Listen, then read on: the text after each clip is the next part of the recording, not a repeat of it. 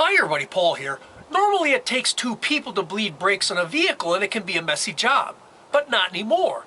Now you can bleed brakes by yourself with no mess by using a homemade device called a brake bleeder bottle, which I'm going to show you how to make in this video.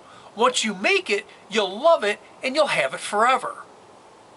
To make a brake bleeder bottle, you'll first need to get a plastic bottle that has a removable screw top cap. I used a 32-ounce Powerade bottle like you see here, which I like because it's not too big and it's not too small. Some people like to use a 2-liter pop bottle. You'll also need some clear vinyl tubing. I found that a length of 4 feet works really good. Make absolutely sure that the tubing has an inside diameter of 3/16 of an inch so that it fits nice and tight on the brake bleeder screw. Oddly, I could not find any auto parts store that carried this tubing. I found this 20-foot roll at Home Depot for $5. You can just cut it to length with a pair of scissors. Next, you'll need to drill a hole in the center of the cap. My tubing has a 5/16 inch outside diameter, and I found that a 5/16 inch drill bit worked best to hold the tubing nice and tight on the cap.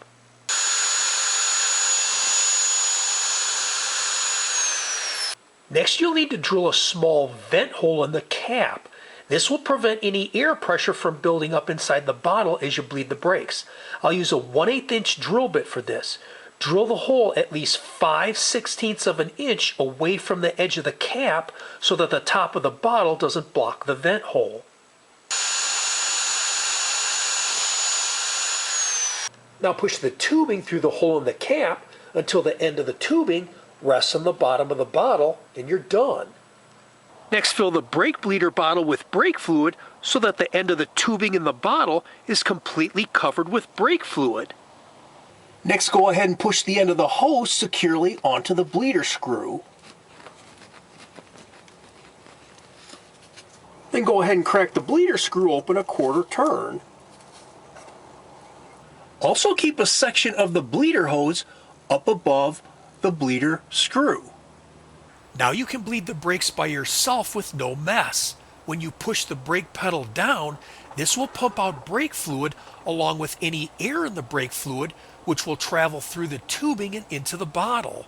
When you release the brake pedal, no air will be drawn back in from the bottle because the end of the tubing is submerged in brake fluid. Once there are no more air bubbles in the tubing, close the bleeder screw, remove the tubing, and move on to the next wheel. I hope you found this helpful, and if you like this video, please hit the like button below, share it with your friends, and please be sure to subscribe. God bless you and have a great day. Bye for now.